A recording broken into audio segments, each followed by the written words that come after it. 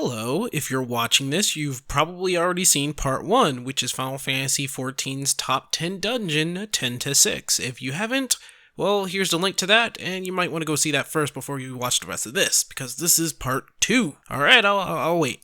I'll wait right here. I promise you, I won't start the video anytime soon.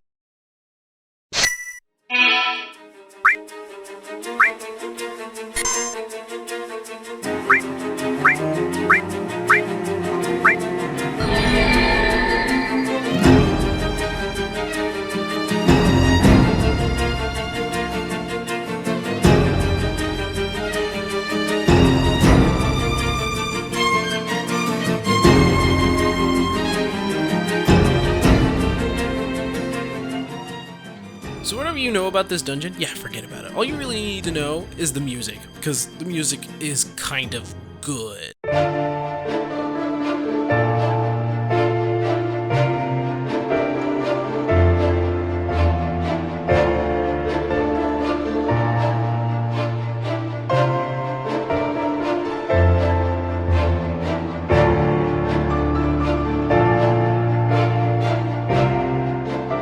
This dungeon is one of the best ways to show what it's like to be level 50 and onwards when you had that level cap back in the day. When you were done with the vanilla 14 content, you were thrust into a world where dungeon completion was meant to be fast and precise. You would get players who would call you out for being a slow tank or not healing fast enough or just being a bad damage dealer. People who were just way into the game who pointed out every flaw.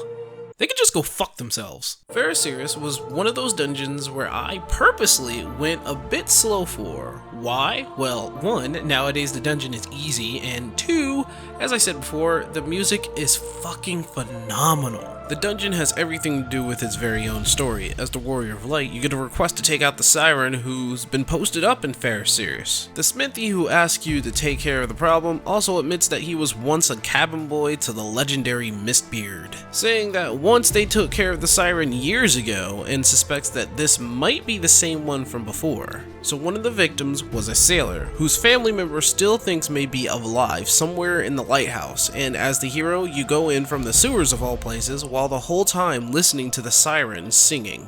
That is correct, the background music is the singing siren herself. Now throughout the dungeon, you actually have to go through these obstacles, which are corrupted crystals. Nothing to do with the siren, but utilized by her all the same. Defeating the inhabitants up high and the zombified creeps down below. The zombies are all sailors who were corrupted and are under the siren's curse.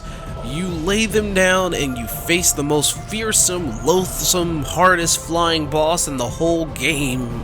Not really, you could probably beat that thing by yourself if you really had the chance.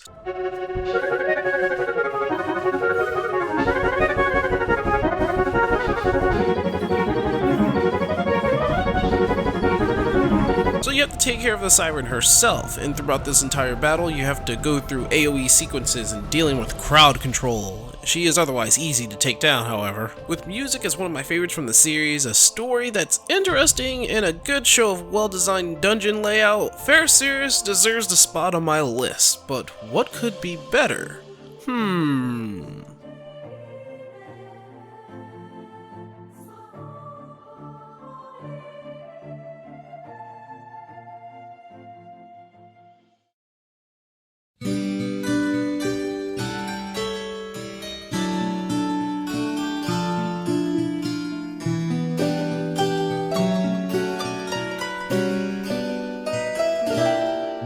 At first, while going through the content, I would have never thought they would make an upside-down version of Hollow Bastion. When going into this place, you get a little backstory for the tower itself. It sits pretty much on top of the ethereal stream where souls go to and from the circle of life on this planet. The stream was a point of research for the Sharlayans, and the person charged for looking after the place when they decided it was time to leave, it was Matoya. Along the way, you are greeted by former familiars of the Sharlayans and some creatures from the wild, those being the little toad things and the big fish things. The Toad Tower are very important in society as they were personal familiars to the masters, but without a master now. They pretty much roam around with without a purpose. So even though those toads were roaming around without a purpose, they were a little bit more crazy because they were basically abandoned in a place just full of magic. And what's even more crazy is the returning character, which is the second boss of this dungeon. So when in this dungeon, you get to feel some confused architecture, an upside down chandelier which is still pointing up or down, or wherever up is, whatever. And I felt like the place had a lot more potential, being more than just a place of research, because there are some cut off locations while you explore the dungeon. And with so many guardians to the point where they had Calcabrina show up at the end is just screaming secrets to me. In my opinion, in terms of lore, I think this place has a ton of potential, and as a level 60 dungeon, I think this place is just fun. My only complaint is them teasing us with some of these closed off corridors, which piques my interest to the highest point. I don't know, knowing Square Enix, they'll probably have a hard mode for this dungeon, and at that point, we'll probably be able to explore more.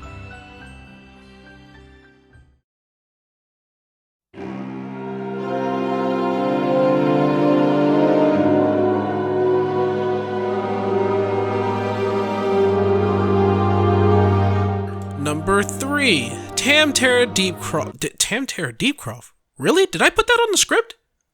Huh, I did. Whoops. Okay, let's just slap a hard on there and just, it's Tam-Tara Deepcroft hard mode. So yeah, this is on the list, but why isn't it number 2 or number 1? Seeing how much I raved about it and talked about it in a past lore video? Well, okay, to me, there's a couple flaws in this dungeon. Some things that I don't like personally, and that's my opinion. But the reason it's so high is because of the dungeon's design, the lore of the dungeon, and the overall atmosphere. So let's just get right down to the meat here. The story is fucking phenomenal. It's like a Halloween special in a dungeon, a special little scary surprise for us, even though it's not really all that scary. But if you look into the story itself, it's just so weird and sad and depressing. Why is this number 3? You were but another adventurer whose name was actually going places due to your high success and because for some reason you weren't dead yet. You already did some pretty crazy things by taking on an entire cult and wiping out this Cthulhu-looking mofo. However, afterwards, there were some who tried to imitate you, and, well, that didn't work out so well. Listen, I'm not going to go through the full story here. If you want to recap, just watch this video on the story itself. I did this a long time ago, and people have been wanting me to do the Palace of the Dead just to re-meet this girl, so just watch this video, okay? So the dungeon's atmosphere is all around creepy as fuck. The dungeon has you going through familiar corridors with body parts scattered everywhere, and not to mention these void scent furnished areas, which makes you think of some sort of contract being made. That's the point of the story. And all this is done by one very sad, lonely, tragic woman because her fiance decided to act like you. Also, he got his head cut off. This dungeon doesn't have the greatest level design, but in terms of aesthetics and atmosphere and it being creepy as fuck, I give it a grade A. I mean, you're going into a cultist, void scent infested, now with body parts and even dead things coming out of nowhere dungeon, and you have to stop this girl from her tragic mental breakdown. For which you do, and in this part, the only time in the game you do not celebrate at the fanfare. It's just tragic.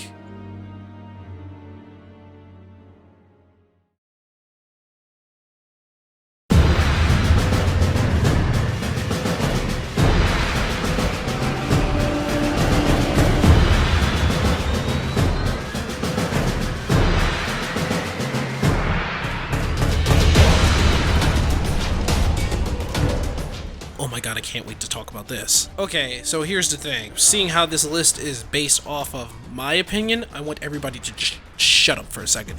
This place is what I call the fun dungeon against dragons. The music is nice, the ascending feeling you get from start to finish, some challenges that even vets of the game has to remember. But overall, the dungeon is just plain fun. The gimmick here is that in the beginning, you have to be aware of these plants that'll explode because, exploding plants. And as you rise up the mountain, you have to start being aware of AoEs and some things that might attack you out of nowhere and just, dragons. Dragons fucking everywhere. and the AoEs just have to fall from the sky, right? Even the last boss is kind of fun to take on. You have to be aware of who's right next to you and also learn to regulate your healing if you're kinda new to healing. Which, you know, it's not gonna happen to you guys. You guys are better than this idiot. By the way, this idiot's me. Yep, it was here where I learned how to heal, and it was here where I learned that different roles in the party are stupid essential. Don't get me wrong, when you beat it once, it doesn't feel hard to beat at all, but couple that with the intense music and how the dungeon feels like it's just a good amount of things to kill and the rush of it all, yeah, it's pretty flippin' fun, but that's not what makes the dungeon great. You see, the dungeon revolves around the story of you fighting through Nidhogg's army just to make it to the Churning Mist, the place where you will find both Nidhogg and his brood brother, Volgar. Before that, however, you had to explore the lands of the Dravanian Forelands, a place where you find a story between you and some hunters, stories that flesh out to be outright great and memorable. You find out where all the chocobos come from, you meet the Nath, and even fight against a favorite in the community, Ravana the Nath Primal. You also get closer to allies who will eventually help you in the end. And lastly, you actually get to dive into the world of the dragons and see how they live and what their lifestyle is like. You see, you find out that these particular dragons do not wish for war, and you actually save a bunch to learn that dragons aren't just highly intelligent beasts. No, they're a species to respect and even great for living with, side by side, is what I should say. You find out that these dragons have lifespans, unlike, the great worms, who, yeah, they're pretty much immortal, and they even have their own version of a graveyard. So I know I'm getting a little off topic here, but what I have to say is that they are a species I would love to befriend, and that gave me all the reason to push through some all.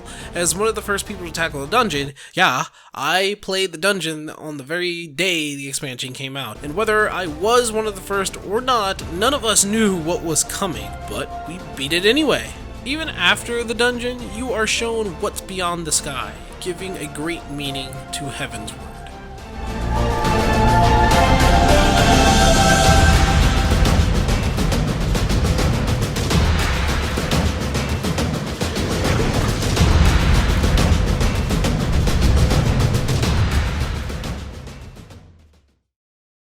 So before we go to number 1, I just wanted to say that there were a lot of dungeons that could have made it on this list, but sadly I only had to pick 10, and well, you saw the 9, and now we're going to go to number 1. So before we go to number 1, I want to post up some honorable mentions, because they didn't make it on a list, but they're still fun as hell to play in. So here are the honorable mentions, and man, did I have some great times.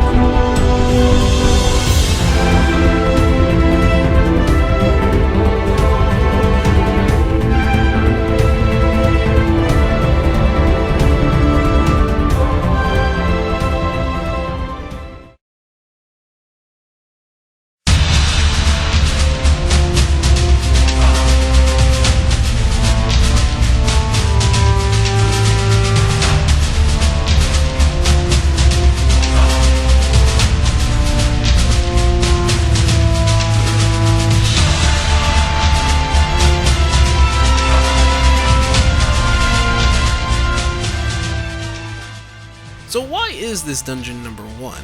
Well, here are some reasons. So, as you might know, the dungeon actually is one of the first, if not the first dungeon that points you towards the eventual shift from Vanilla 14 to Heavensward. And what a way it went. So the story goes like this. The Garlean army are now spread thin due to not having a leader, but for some reason is scouring the remains of this wrecked ship, which was brought down by the father of all dragons, Midgardsormr.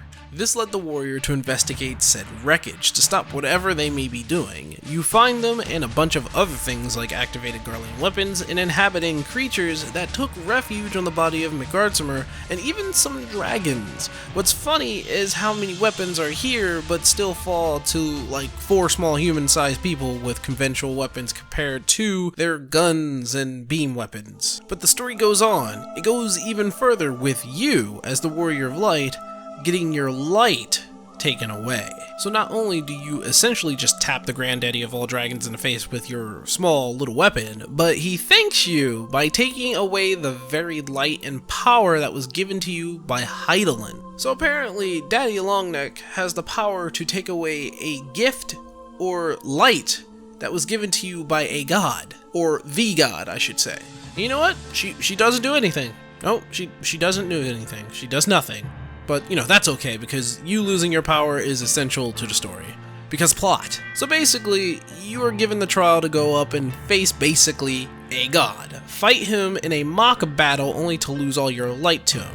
And not only that, but the OG decides to stick around and basically watch you as you go on your adventures. So you have a god dragon and the spirit of an entire planet watching over you. You're just one special snowflake, aren't you? Simply, the story here is what started it all for me, what leads you down the line to entering the city of Ishgard, where you learn the new jobs available to you, which led me to switch from Paladin to Dark Knight.